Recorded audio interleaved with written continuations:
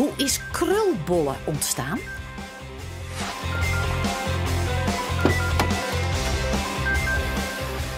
Hup, de auto in. Op weg naar de deskundige.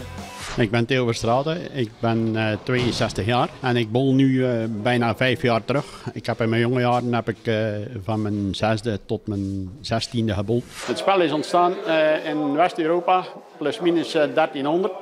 En het is afgevloeid naar Oostenrijk, Duitsland, Zwitserland. En zodoende is het rond 1300, iets later of 1300, is het naar Zeeland, Zeeuw-Vlaanderen gekomen. Vroeger werd er hoofdzakelijk met schijven van bomen gespeeld of met stenen. Die werden geworpen naar een streep. Achteraf is het een staak geworden. En zodoende is het krulbollen ontstaan.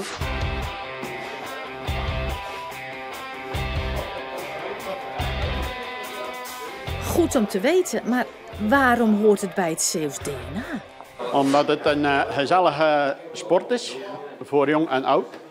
En zowel voor dames als heren. En je blijft continu in beweging. En het is een mooie vrije tijdsbesteding. En er wordt bij het spel toch wel een pintje gedronken. En na het spel hebben we dikwijls nog wel eens de derde helft. Maar dat hoort er helemaal bij. Kijk, toevoegen aan de database zou ik zeggen.